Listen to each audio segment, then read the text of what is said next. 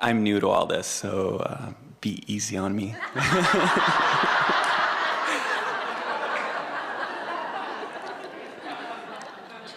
We haven't talked too much about soulmates or that kind of idea. I was wondering what you thought about that.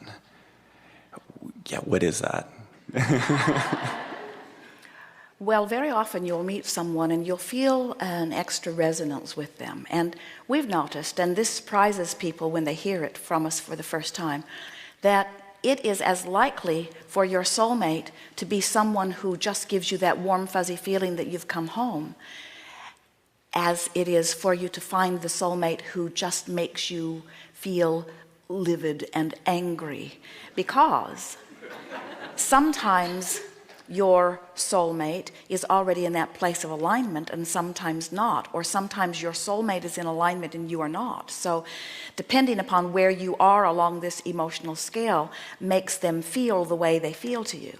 And the reason we want you to hear that is that when you really want something, when you're not a vibrational match to it, it feels worse. In other words, a car that's going 100 miles an hour and hits a tree is a bigger problem than a car that goes 5 miles an hour and hits a tree. So your soulmate could feel fabulously to you or awful to you, depending upon where either one of you are in relationship to who you really are. Does that make sense to you? Now, it's interesting that you're new, because we're not going to give you the answer that we might have given you if you were here last year or the year before or the year before. We're going to give you the answer that is appropriate given this leading edge discussion that we're having here in relationship to this stream. So you're really going to like this. So you come forth as source energy and you bang around in this body and you have experiences which cause you to put things in your vibrational escrow. So without even knowing it, when you are very young, even the first day of your experience, you begin having interpersonal relationships and throwing your preferences over there into vibrational escrow. So for example, with Jerry and Esther, they came together late in their lives, so to speak. They've been together since 1976 is when they met, but both of them had lived a lot of life before that. And as they were living life apart from each other, each of them were having experiences with others and experiences with life that was causing them to identify who they really are. So a vibrational escrow for each of them was forming. And unbeknownst to either one of them, life was causing Esther to create a vibrational escrow that was the identical, or nearly so, vibration of the vibrational escrow that Jerry was in the process of creating. Now, what that means is both of them were source energy coming in and same vibration coming in. And as they each individually lived life and had exposure to experiences that took them away from who they really are, their desire to be who they really are kept getting thrown over there into their vibrational escrow. You getting a picture of this? So here they are, bipping along through life. You all are doing this individually, while who they really are, who they had each become, was over there being tended by source energy, calling them each to it. And as through different chains of events, each of them began to individually listen and follow their bliss, they ended up in the same place. And when they saw each other, they said, "Hello, do I know you? You feel very familiar.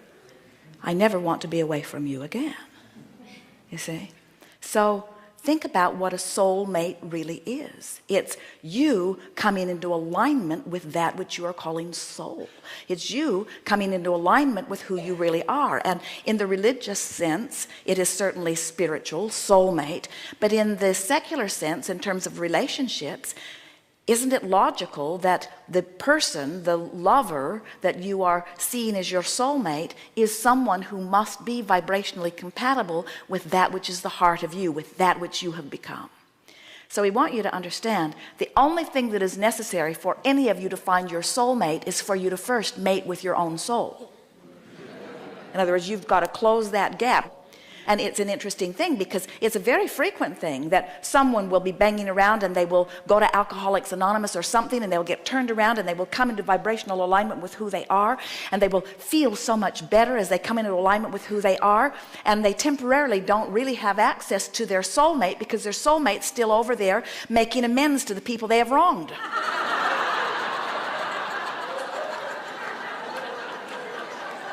In other words, you can't come into vibrational alignment with someone who's on a different vibrational frequency. And that's why we say sometimes your soulmates feel like the best thing that's ever happened to you, and sometimes they feel like the worst thing that's ever happened to you, depending upon where either one of you are in relationship to who you really are.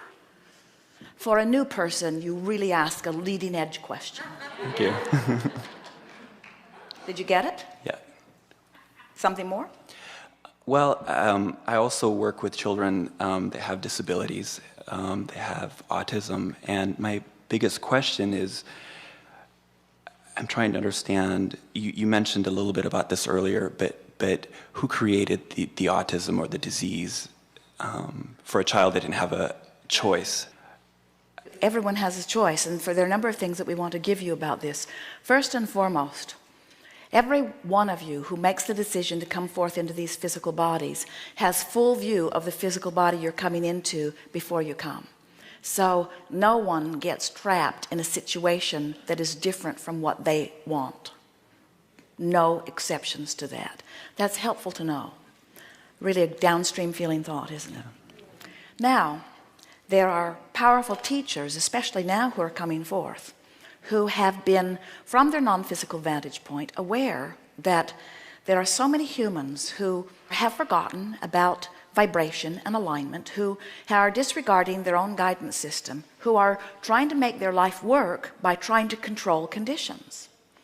And the teacher in you knows that anybody that's trying to make anything better by controlling conditions is going to experience a life of futility, because there will always be those conditions you can't control, because it's not your job or your right or your ability to control what's going on in everybody's experience around you. Their lives are their lives to create and control. So rather large numbers of energies are coming in deliberately wanting a physical condition that they can't be talked out of or demanded out of. In other words, they say, I'll go forth and I'll be different enough that you can't pound this square peg into a round hole. No matter how hard you try, you're not going to be able to control me. I'm going to be free, you see. So as you interact with them, if you get the wonderful experience of interacting with them when they're not being challenged by a system that's trying to change them. In other words, imagine how frustrating that would be, to be fulfilling your intent from your source perspective and making it all the way into a physical body different enough that people can't control you, and then notice they're still trying to control you. That's the frustration and outrage that you see in them. They want to say to you, and if they were better with their words, they would say to you, wait a minute, I went to a lot of trouble to be different. You're supposed to leave me alone. And those that are in an environment where somebody's not now trying very hard to make them normal, you called it a disability, they would call it an advantage. In other words, from source perspective, it would go something like, I've decided that I'm going to take the powerful being that I am, and I'm going to go forth into a physical experience, and I'm going to be different enough that you can't control me, which means I'm going to be one of the few people on the planet that you'll ever meet that knows that I am free. Because I choose freedom over your approval of me. And then the society, who is embarrassed by them or worried about them, is forever trying to, we'll just find one more way that we can bring you to normalcy. And they've come forth to say, we didn't want to be like you. That's why we chose to be different. We've come to offer a message that there is balance and value in our differences. We've come to teach unconditional love. Most people talk about unconditional love, but they don't live it. Most people say, oh, you're so sweet, I love you under those conditions, and you are so strange. I cannot love you under those. So if you would just be more like that, it would be ever so kind to me, because I want to love you, and if you were more like that, I would be able to love you. So just try to change a little bit so that I can feel better. Where unconditional love says, I want so much to be connected to Source that I will see whatever I'm looking at through the eyes of Source, which means I do not need you to be different so that I can feel better. I have the ability to adjust my gaze to align myself with Source. Unconditional love says, I will find connection with Source and then I will look. Conditional love says, I will ask you to be the way I need you to be so that when I look I will feel better. Huge difference. Unconditional love is absolute freedom. Conditional love is absolute bondage.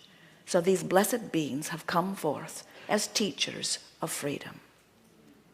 And interesting, the most interesting thing of all,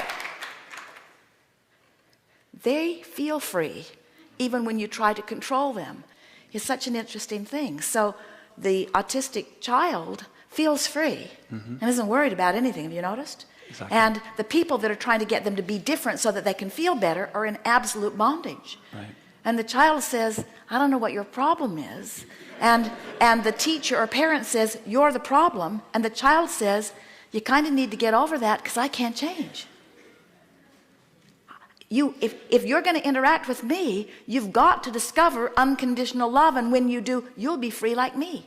And then maybe so many of us won't have to come forth autistically in order to teach this to you. They're having a very good time. Yeah. Watch them up close and feel the joy of their being. And tell them, you need not change a hair for me. Bless you. That's right. Thank you.